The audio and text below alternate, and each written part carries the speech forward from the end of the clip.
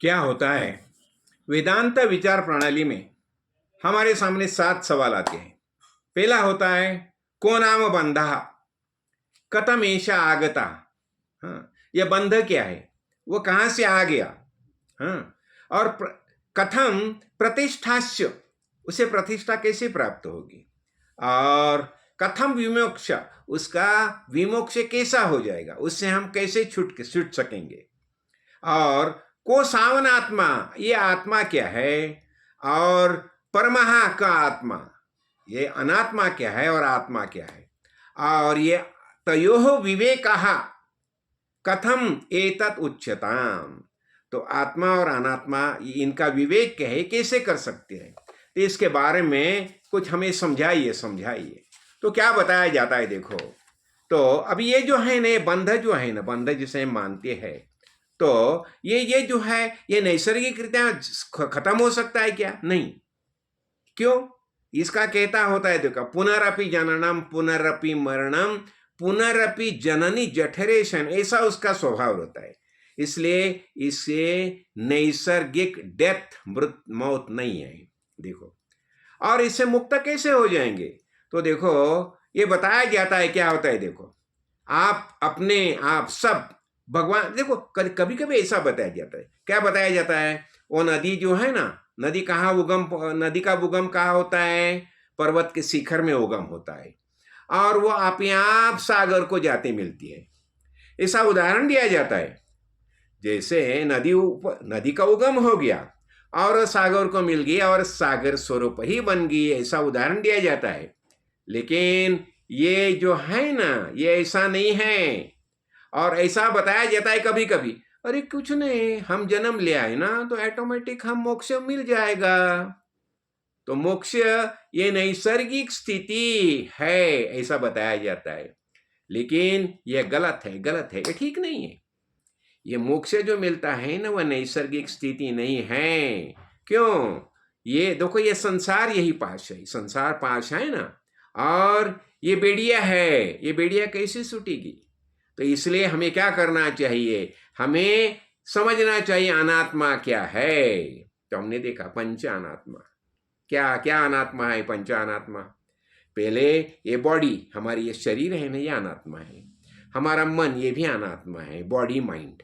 और हमारा पोजीशन, हमारे अखत्यारी में क्या क्या है, पोजीशन, हमारा प्रोफेशन, हमारा बिजनेस क्या है, व्यवसाय क्या है। और हमारा परिवार क्या है, सब पूरा परिवार जो है ना, ये 5 चीजें ये अनात्मा है। तो हमें समझना चाहिए ये पंच अनात्मा है। और देखो, और परमात्मा क्या है, तो ये परमात्मा जो है, चिन्मय परमेश्वर परमात्मा, यही एक परमात्मा है। यानी सगुण और निर्गुण हम बातें बता रहे हैं।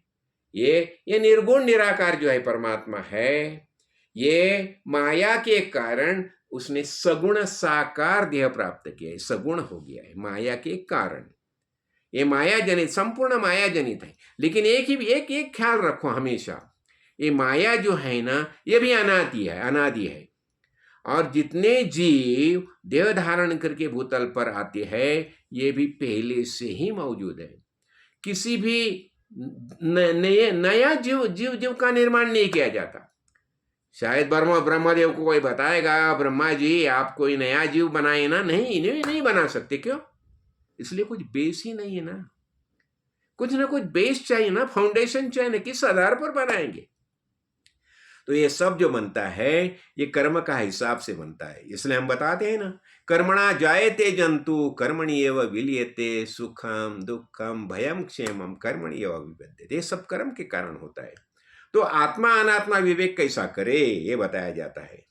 तो ये जो सवाल है, ये सब सवाल का ये हम जब चाहे करते हैं, आत्मा अनात्मा विवेक कैसे हम करेंगे। तो देखो, अभी और दूसरी एक बात देखो, अभी स्वाभाविक जो है ना, मनुष्य का विकास कैसा होता है। देखो, एक शारीरिक विकास होता है शरीर से, और मानसिक विकास होता है मन से।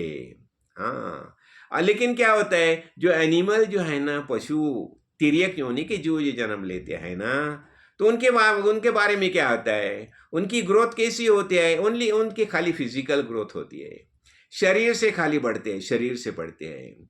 और इसलिए उनको इमोशनल भावना भागुनी नहीं होता।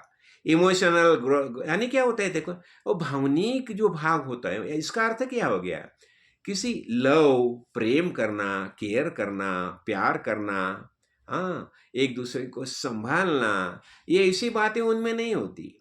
देखो ऐसा बताया जाता है। इसलिए हमें क्या करना चाहिए, जब भी हम सदगुरु के सानिध्य में जाते हैं तो सदगुरु हमें संसार बता देते, संसार बंद के बारे में बताए। और ये अविद्या जो है ना, काम और कर्म, ये सब अविद्या जो है ना, अविद्या के कारण यानी माया के कारण, खाली बस गलत फहमी, हम खुद को हम शरीर समझते हैं। और सबसे बड़ा यही बात होता है, देखो किसने हमें बताया तुम शरीर होकर के नहीं, लेकिन हम खुद को शरीर ही मानते हैं। और फिर ये 7 सवाल रहते हैं और इससे ये संसार चक्र शुरू होता है, संसार चक्र शुरू होता है। तो हमें इससे मुक्ति प्राप्त करनी होगी, तो हमें ज्ञान प्राप्त करना होगा कि अनात्मा क्या है और आत्मा क्या है। और इसलिए हमने इसके पहले भी देखा है, ये सब प्रवचन में आई है बातें। तो हमारा क्या फॉर्मेट होना चाहिए, मैं आत्मा हूं और ये संपूर्ण दृश्य जगत है, ये अनात्मा है, बस यही हमारा भाव होना चाहिए। मैं आत्मा हूं, ये शरीर मैंने धारण किया, लेकिन शरीर में रहने वाला चिन्मय परमेश्वर परमात्मा, यही वास्तविक हमारी सबकी पहचान है। तो यही ज्ञान दृष्टि से हमें जीना चाहिए। और इसलिए हमारे सद्गुरु जो है हम यही ज्ञान देती है ना, यही बोध देती है ना, वो तत्वमसि महावाक्य का बोध करते हैं और बताती है जो परमेश्वर परमात्मा जो है, चिन्मय परमेश्वर जो है, वास्तविक वो तुम्हारा ही रूप है। तो जब ये हमें ज्ञान हो जाता है तो क्या होता है, सर्वाभूति भगवत भाव, यही ज्ञान का मुख्य लक्षण हो जाता है। इसलिए हमारी परंपरा में बताया ना, मनु महाराज ने क्या बताया, वसुधैव कुटुंबकम, यही हमारा भाव होता है। जय कार्ड सिद्ध, जय कार्ड सिद्ध, जय।